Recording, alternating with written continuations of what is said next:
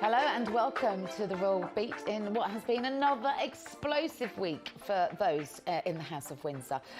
This week, Prince Harry, in his most recent interview, there seems to be a lot of those these days, compared his life in the royal family to a mix between The Truman Show and The Zoo, following his already controversial interview with his wife Meghan with Oprah Winfrey back in March. I don't think any of us saw that there was more coming. He sat down with an American podcaster, Dax Shepard, and, well, they talked a lot. We'll be walking you through all of the highlights from that conversation a little later in the show, as well as looking back at the reign of Queen Victoria on the anniversary of what would have been her birthday.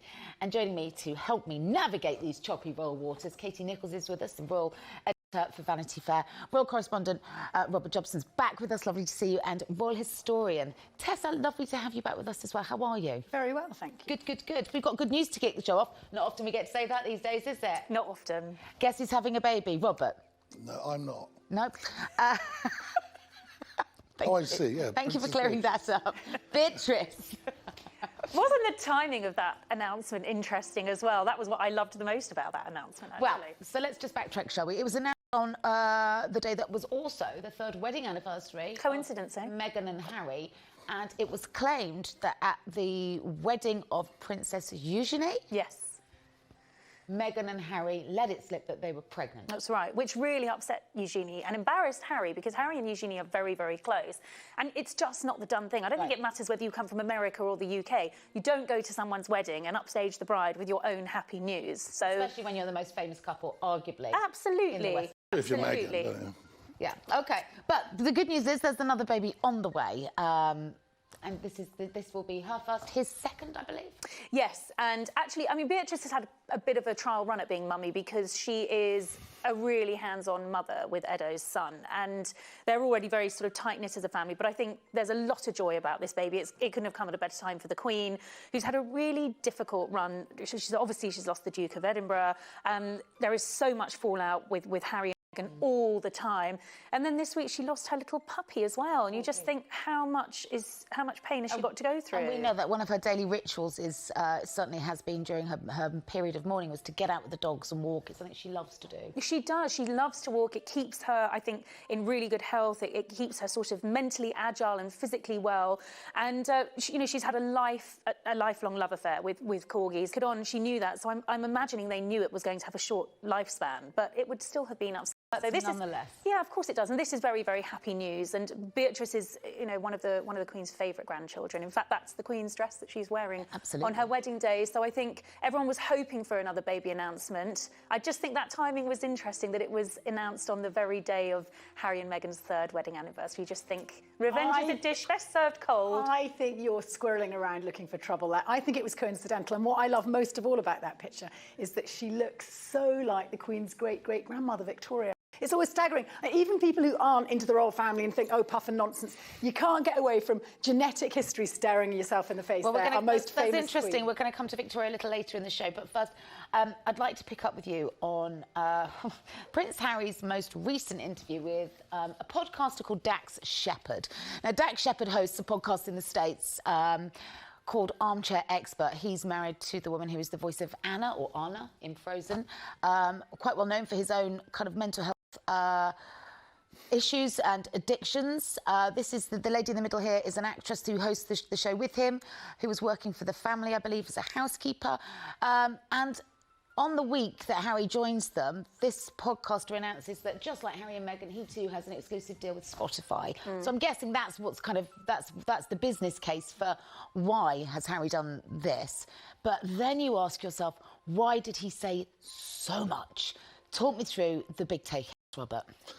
Well, actually, I thought the best bit of it was not necessarily the more whinging on that we've heard before, but the bit at the end when they talk about the two of them, and Harry disappears, and they start talking about the timing of it and how they wish that they think they got the timing wrong because they have to make sure the timing coordinates with the morning shows in America so that they can defend them against the British media. All very weird. It shows you the sort of madness that's going on with Harry and Meghan at the moment. But I thought it was pathetic, actually. I mean, I know it's Mental Health Awareness Week. It's a very important message, and mental health is an extremely important subject. But the amount of time has gone on about this, and not reflecting necessarily about himself. He seems hell-bent on blaming everybody else for his problems, and mainly his father, and then he attacked his father, then he attacked his grandmother, and shamefully also his grandfather as well, who's only just been buried. So I didn't think it was necessary to do all this again so soon after. It was apparently an attempt at a rapprochement at the funeral.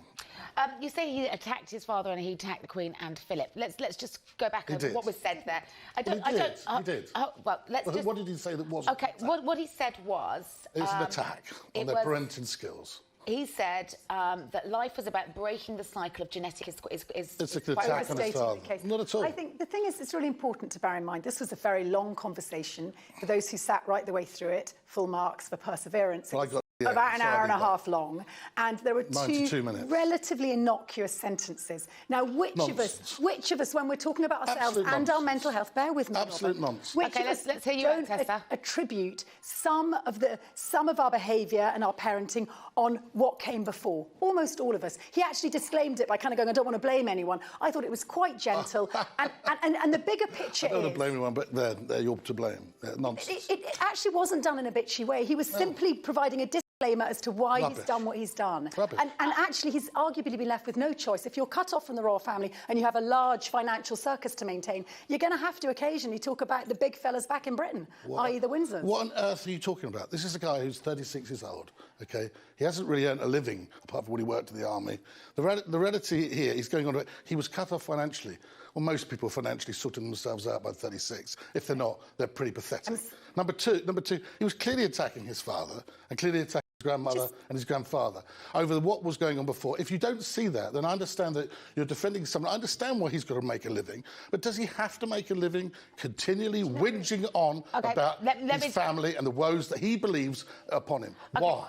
Let's just pick up on some of that stuff. So he did have a job. He worked as an Apache pilot in the co-pilot. He never actually flew, which is a very high-ranking position. So to say that he hasn't worked would be disingenuous. Tessa, he said he got cut off financially. Yes, funnily enough. Tessa, I understand where you're coming from. I think when you sit down and you listen to the full 92 minutes, as did I, Robert, you're right. There is context wrapped around it, which makes it sound less like the attack that Robert heard. However, he also acknowledged within that conversation that he's aware of the fact that this will be picked up and reported. And he's talking about people that also have no right to reply. That's how he's making his money. Let me just, and then this is all about money. It's all about money. You can't believe it isn't all about money. So where I think that this becomes a difficult conversation for anybody to respond to is that we know the royal family are not allowed to respond. I understand that. So he is really, is it right to be talking about people that have effectively no right to reply? Well, let me just jump in here. I think you raise a really valid point, and this is what he did in the Oprah interview as well. He knows how the firm works because it is in his DNA. Well, he says that. He said, you know, in his 20s, he questioned whether he wanted the job because, quote, "I've seen the business model."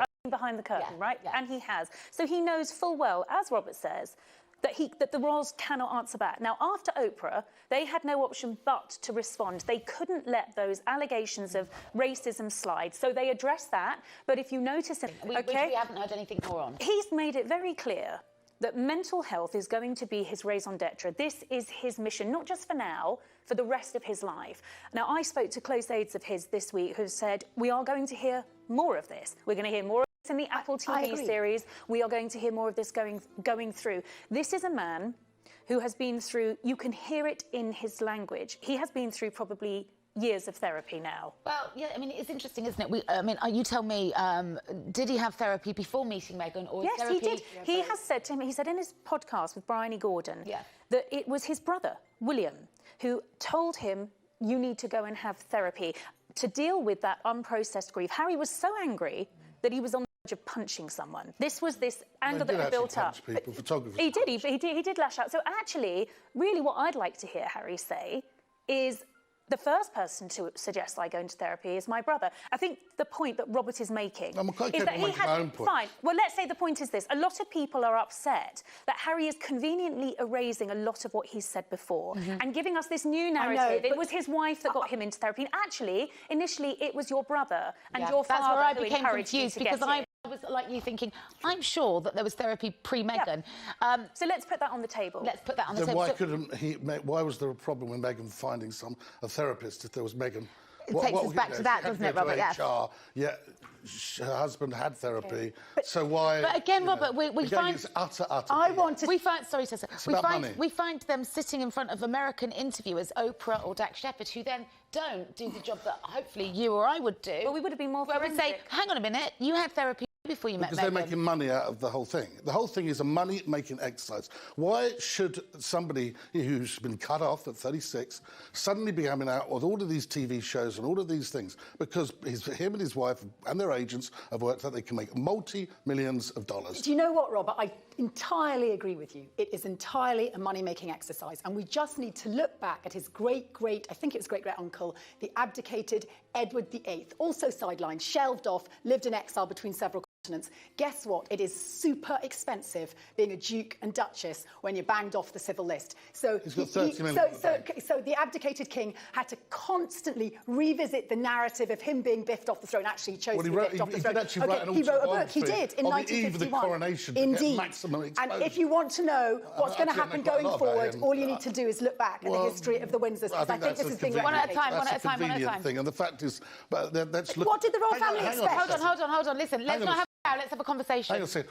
Let's go back to the sale of all the jewelleries and the money that he conned the previous king out of for the sale of Sandringham and Balmoral, which were private residences. George VI, because George VI felt that he actually had paid the money out. So it's easy to say that, and I'm up on this side of the history as you are, I can assure you.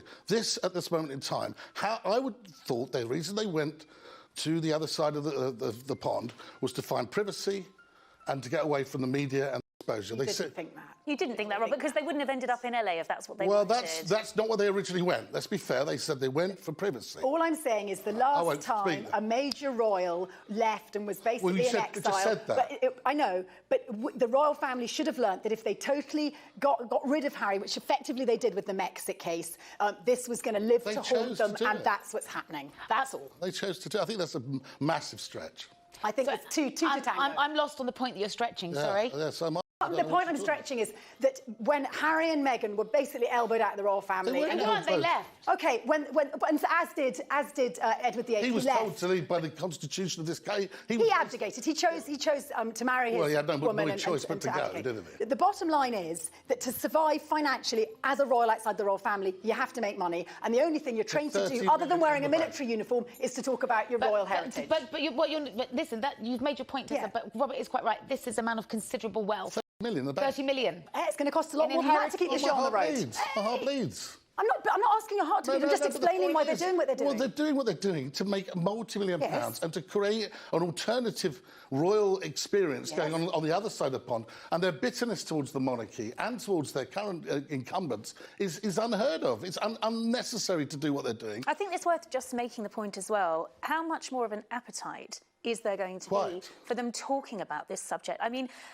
how much more can you wring out of it? I just feel that they will get to a point where people, even in America, where they seem to hang on every word this couple say, we've heard enough. You've got to change your tune now. When he said that the First Amendment, and I'm sure as a historian, Tessa, and someone who believes in the freedom of the media and the freedom of the press, to say that the First Amendment was bonkers certainly didn't get a great... Number one, bonkers, is that a great word to use for someone such a champion of mental health? I don't think so. And number two, the First Amendment has got him... Is actually, for a moment, there's been a few very senior people criticise him for his slightly out of kilter words. Robert, the good news is you seem to really enjoy getting angry about this. I'm not angry at all. And if it is history repeating itself... Well, it is, and the that's what you're saying. abdication- You're saying The that. No one abdication, else- I think, 37, 38, he was bringing out his autobiography in 1951. Well, hang so on a we've got sec. decades of No, this but hang on a behaviour sec, to this run. guy's so far down the totem pole, he was never going to be the king. We're talking about the... Doesn't matter in the Oh, new so it doesn't mediocrity. matter. It doesn't, because we live in a new Of course media it matters. world. That was the abdication of a king. This is number 6 in line to the This throne. guy is a kingly superstar in bed Nonsense. with a queen called Oprah. Oh, my okay? God. The Duke of Edinburgh, the Duke and Duchess of Cambridge, William and Kate, have taken time to say thank you to royal fans for their kind words. This isn't something that they've put out on their social media or released to the press. This is something that did pop up on social media from a royal fan who had written to express their condolences at the family's loss, and this is what they received back. A nice touch. I think it's a really nice touch, and I think it's a very personal touch. and quite indicative of everything we've seen in terms of the direction the Cambridges are moving in now. I certainly have noticed in the events that we're covering, the sort of video that we're seeing, certainly that launch on YouTube, a far more intimate and personal William and Kate, who are, I'm really pleased actually, more willing to let their guard down a bit and show us a little bit more of themselves. And if you've ever written into any member of the royal family, you will know it may take time to get a response. You will get a response. You do get a response. I always remember my daughter written to the Queen after her Jubilee celebrations, never expecting to hear anything back, and she did. She got a letter back, and I think they realised that those letters back mean so much to the people that take the time to write in. And it's a personal letter. It's not just a thanks signed off. It's a detailed personal note that I'm sure that royal fan will treasure for many years to come. But I think what William and Kate are doing is, in many ways, they are securing their longevity. They are securing their future by writing to these fans and acknowledging them, by launching themselves on YouTube. They're reaching a new demographic. Yeah. They are securing that loyal following of the future generation, and I think that's what we're seeing in everything they're doing at the moment. Interesting. I mean, Diana was a great letter writer. We know that. Mm-hmm. We're going to come to Queen Victoria's journals a little later. So, you know, literally through the years, we see that the royals have always made great note. I myself have received some wonderful letters from Prince Charles. None of them a copy and paste job, may I add. You know, all very, very personal in the detail. Is this them paying that respect, that tradition forward? Sorry. Yes, I think absolutely, and they appreciate that the written form, particularly in this digital age where we're firing off texts and WhatsApps and emails like there's no tomorrow, there's nothing quite like a handwritten letter. It's a lovely thing to receive. I think we've also seen the sort of Cambridges try and up their game, haven't we?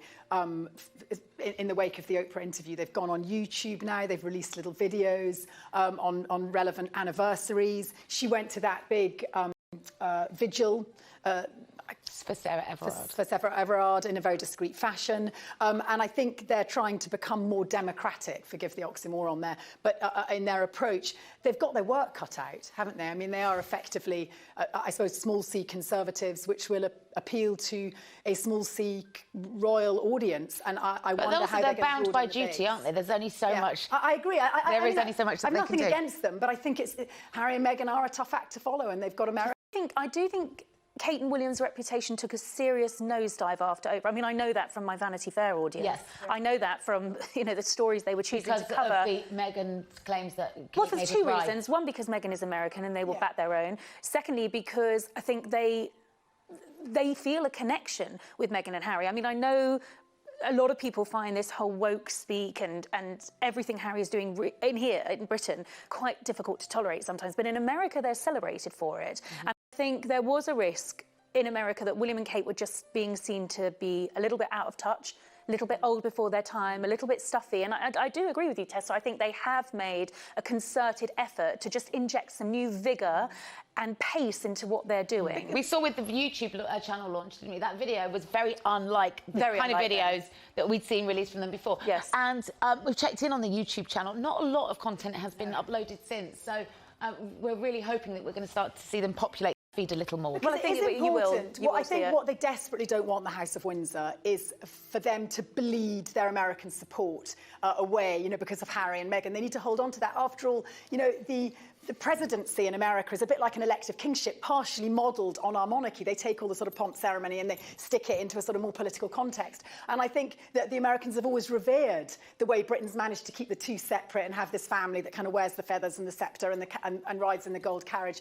And it is a shame if we fail or don't continue to bask in the kind of attention of the American audience. But I think that some of our irreverent royals have always found a kind of, you know, a groundswell of support in America. Look at Fergie and Diana, whilst they're still retaining a love for the British royal family. I think the two can exist, or have they not in the past, do you think, Robert? They do exist, but I worry about the Harry and Meghan thing bleeding away from it, that's all. What do you think, Robert? Can these guys shine brightly alongside Meghan and Harry stateside? Well, I think it's quite difficult for all members of the House of Windsor when they go to America not to be outshone by Meghan and Harry in the story, because, of course, the whole media will be looking at, are they going to go and see them?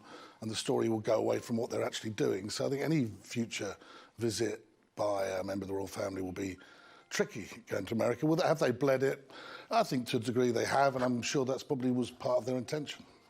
OK, well, thank you all very much. We're going to take a short break now, but when we come back, it's time plundered the history books. We'll be looking back at the reign of Queen Victoria on the anniversary of what would have been her birthday. And here's a question for you. Do you know what the Black Rod is and why it's so important to the Queen? You can find out in just a moment. Don't miss The Royal Beat on True Royalty TV, the world's first and only on-demand TV channel devoted to the best documentaries and shows about royalty. New releases. Travel back in time when William and Harry were thick as thieves in Buckingham Palace walls, royal children. Discover the shocking story of the Nepalese prince who murdered his father, King Birendra, in Asia's monarchies, Nepal. Understand the complicated life of the man who led England's only ever republic in Great Lives, Oliver Cromwell. You can get this and so much more only on True Royalty, the home of Royal TV. Hello and welcome back to The Royal Beat. Now, while the Queen has conducted a number of official engagements virtually following the death and sad passing of her husband, Prince Philip, the 11th of May marked the first time that she left Windsor Castle to carry out a public duty, and a very significant one at that. It was historically an event that the Queen always attended in the company of the Duke of Edinburgh, the annual state opening of Parliament. And here she is. All eyes were on her. Now, typically, every year, 600 people would be in attendance for this. This year, it was just 108. And the Queen didn't wear the crown, the 3,000 gemstones and that she would normally wear. In fact, she hasn't worn that since 2016, I believe. But here she is being walked in by Charles, flanked by Camilla. Talk me through, Robert, what is this? What is this event and why is it so important, especially for our viewers around the world? Well, of course, the Queen is going to be reading her government's agenda for the next parliamentary term, and it basically goes back to the fact that, of course, the Parliament is sovereign, and that they are her government, and so she's addressing Parliament.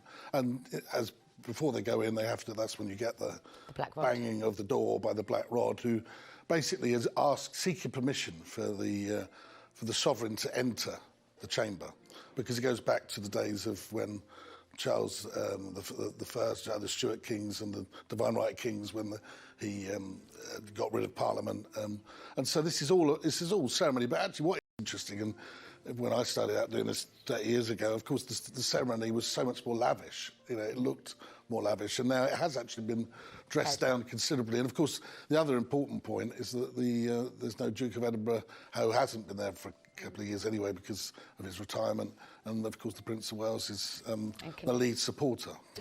I mean, in fact, there's only 2 occasions that the Queen has ever missed this occasion, and I think anybody would have forgiven her for wanting to see this one out. Previously, it was in 1959 when she was pregnant with Andrew, and in 1963 when she was due to give birth to Prince Edward. But there they are, mother and son. I think this was her 67th opening, and in fact, Charles and Camilla have been supporting her and attending since 2013. There was something very poignant. Obviously, social distancing meant there were far fewer people. Again, a little bit like on this extraordinary nonagenarian monarch, and whatever you feel about the trappings and the soap opera that surrounds her, she seems to sort of, exemplify all that is dignified and impelled in these peculiar pandemic times. And I've got to say, in terms of style, she nails it in that lilac day dress. Every time. OK, now on True Royalty, as well as some brilliant documentaries on our modern-day royals, we also have some fascinating shows on royal history, and not just from the UK, from around the world. And this week, to coincide with the anniversary of what would have been her marriage at just the age of 14, I mean, how was that allowed to happen? We've launched a new documentary on Marie Antoinette, the very last Queen of France. Although known to the world as Marie Antoinette, her full name was actually Maria Antonia Josepha Johanna von Habsburg-Lothringen. And she was born at the Hofburg Imperial Palace in Vienna, Austria, on November the 2nd, 1755. Interestingly enough, the future Queen of France was born on the day that the French called Le Jour des Morts, the Day of the Dead. To be born, the Day of the Dead. Thank you very much. That documentary can be seen in full here on True Royalty TV, which rather excitingly is now available in the US on Amazon Prime. Nice heart. So, Tessa, tell me a little bit more about she's considered to be quite an incredible queen. Married at 14, brutally executed, incredibly powerful in what was a male-dominated world at the time, and famed for being extravagant and careless. Has history recorded her do you think? Well, the sort of extraordinary negative propaganda that was whipped up around her during the revolutionary period. She's a fascinating woman, the 15th of 16 children. What? I know, amazing, isn't it? So how did she end up on the Oh, a couple died of scarlet fever and so forth. Lots of hustle. Remember, sharp-elbowed mother marries her off. They were archduchesses, these girls. Marries her off to France. This is seen very importantly as a sort of operation of state. And there she goes to this young Dauphin, and they fail to consummate the marriage for about 7 years. I don't know how much is allowed on True Royalty TV, but he didn't work out that ejaculation was necessary for conception.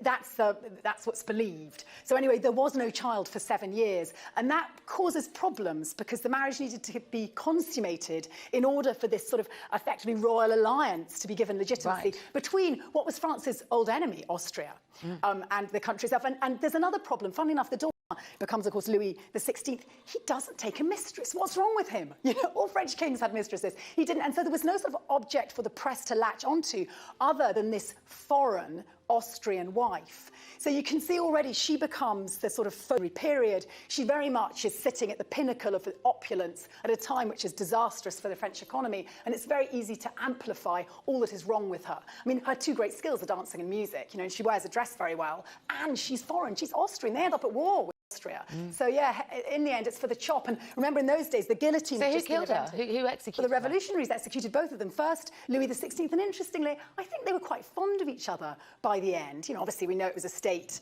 affair, their dynastic match, but they're fond of each other. She's devoted to her children, spends a lot of time and attention when they're effectively under house arrest, trying A, to secure their escape. She tries to escape to Austria, and B, with her children. And in the end, this horrible cart, she's in an open cart with her head going to her death, and we've industrialised death with the invention, I say we, the French, of industrialised death with the invention of the guillotine. Previously, it might take a couple of chops, but the guillotine is much more efficient, but it's a horrible period. Grim death. They kill the children as well. Yes. I mean, her eldest son was apparently smuggled from prison. She was accused of incest. Of course, that was one of the horrible accusations to which she responds. It's the only... It's going to be all in here. Yeah. Yes, well, yes. Gruesome watching.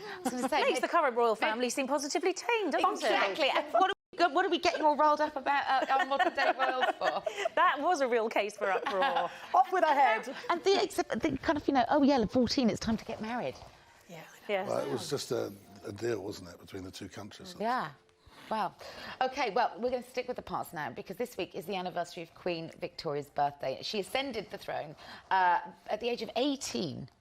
Literally just having turned 18 on June the 20th in 1837, and reigned supreme until her death at the age of 81 in 1901. Let's take a look at why she still looms so large in royal history.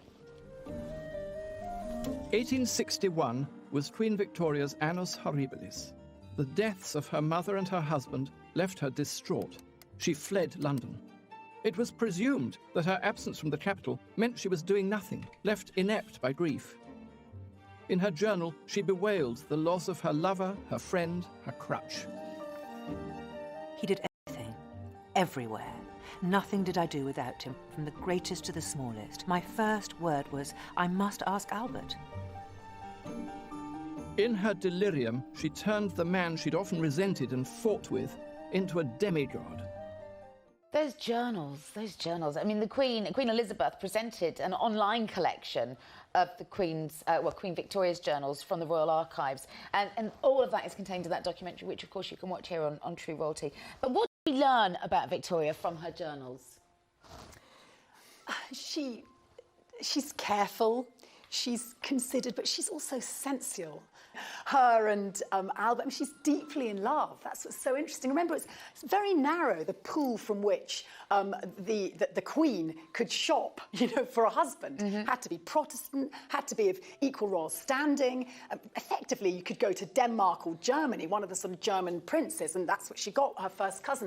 She's absolutely enraptured with him, and you get that sense from her journal. You know, they spend the night in each other's arms, and they're so in love, and they're kissing. I mean, it's very sweet. It's not the best writing. It's not even Mills and Boon standard, but there is something that she has a sort of delicate touch, doesn't she? Well, she's also very, very sharp when it comes to the political situation of the day. I mean, obviously, when she started 18, it was a completely different thing. But if you read through her journals later on, she's very, very astute. She's multilingual. She's very intelligent. competent monarch. She knows how to play her prime ministers and the various cabinet at the time. And I think you also see very much up until his rather early death that Albert, although as Prince Consort, he was effectively a joint monarch with her. More than. I think by the end he's psychologically dominated. Which is really why a lot of the politicians were very wary of Albert, and also going forward why a lot of politicians are wary of prince consorts and over-promoting men into those positions with a female as the monarch. But she sought great political counsel, certainly in her early years. I mean, the journals start when she's 13, so you really get a sense of who she is before she becomes the Queen. Well, she had a very, very difficult time with her mother and her mother's lover, as many thought they were. And they believed, many people, that, you know, she was being overpowered by that couple. And in fact, if it hadn't been for the fact that she was 18 and I think really the timing of it, I think, was crucial, because there could have been, you know, a period of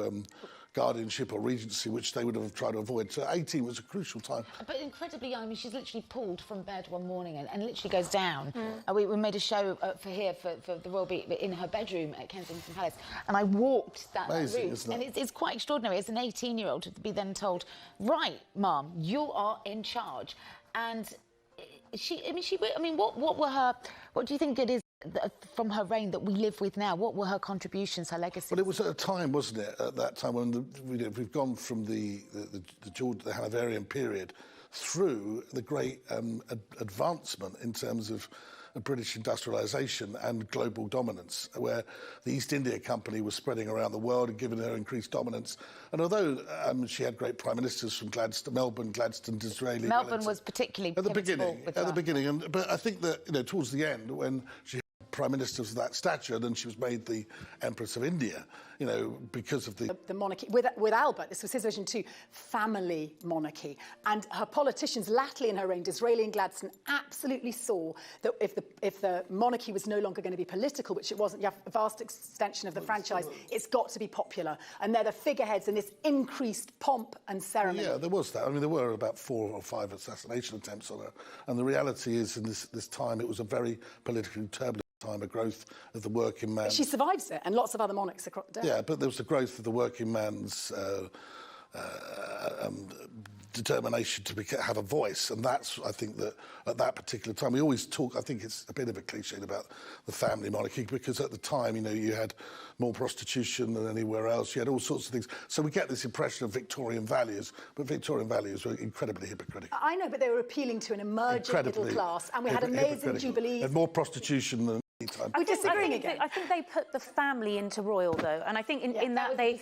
It was, and I think they sort of laid the foundations for the monarchy that we see today. Yeah. You know, you see that obviously through obvious ways like Balmoral, but when you look at it, that I have to be seen to be believed, which is at the heart of the Queen's reign, you know, that was really down to... And as the Queen... because the Queen Victoria disappeared completely from view. After Albert's for a death. long time. Yes. She had to be begged by her Prime Minister to be seen. Yes. So After there was Albert's an awful death, lot of frustration. I mean, you know, if you read Badger, you'll see that this is a time of the birth of a constitutional monarchy, because prior to that, with even up to William IV, they had an awful lot of power still, and in fact, even up until George the Fifth, there was an awful lot of power and political power that our current Queen and Prince Charles no longer have. But what they did was they put a heartbeat into ceremony. We just saw just now with Philip's, even though it was pared back, that exquisite funeral, that's the institution of royalty, and as has been the case since the late period in her reign. Fascinating insight into our royal history, and of course bringing you bang up to speed with all that's happening with our modern day royals. My thanks as always to my guests, Robert, Tessa and Katie. I'll see you next time on The Royal Beat.